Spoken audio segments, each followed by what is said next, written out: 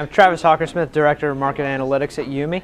I've spent a number of years on the advertiser side. Now I'm helping advertisers figure out what the appropriate amount of spend is in the online video space.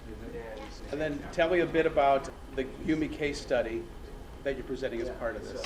Sure. So we worked with Nielsen that has a new data set called Fusion, where they take their TV panel and their online panel, statistically fuse them together so you can create a holistic video plan, which is really what agencies and advertisers want, is to be able to plan video holistically. And that gives you a lot of benefits, not the least of which is helping you answer the question, what percentage of my budget should I spend in online video, and what exactly does that buy me?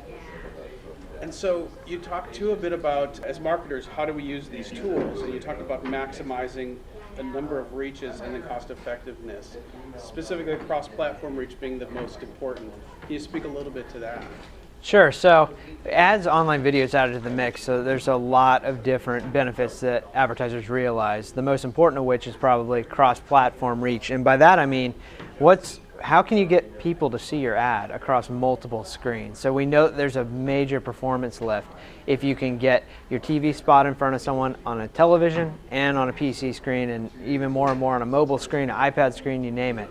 So as you add online video to the mix, you get a nice lift in that effect in the campaign with no incremental spend, just by making the right decisions about where to pull from TV to put into online video.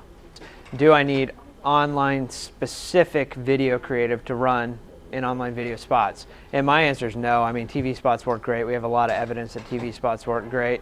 TV spots have a high production value. They're very well tested typically.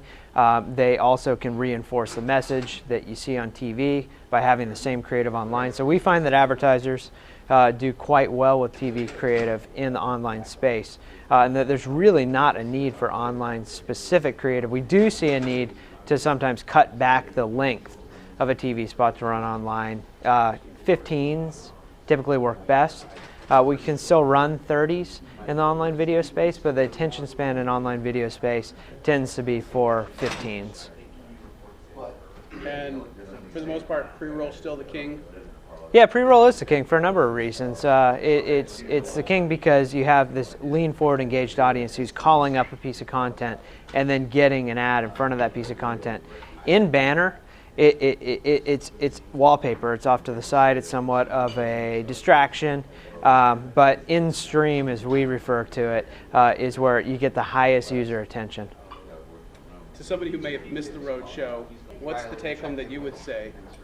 The take-home that I'd say is that we're all still trying to figure out what percentage of television budgets makes sense to put into online video, and we think that we've quantified the effect at 5, 10, 15% level. We really believe that there's a strong case and a lot of hard evidence that suggests that 15% of TV spend should be moving into the online video space.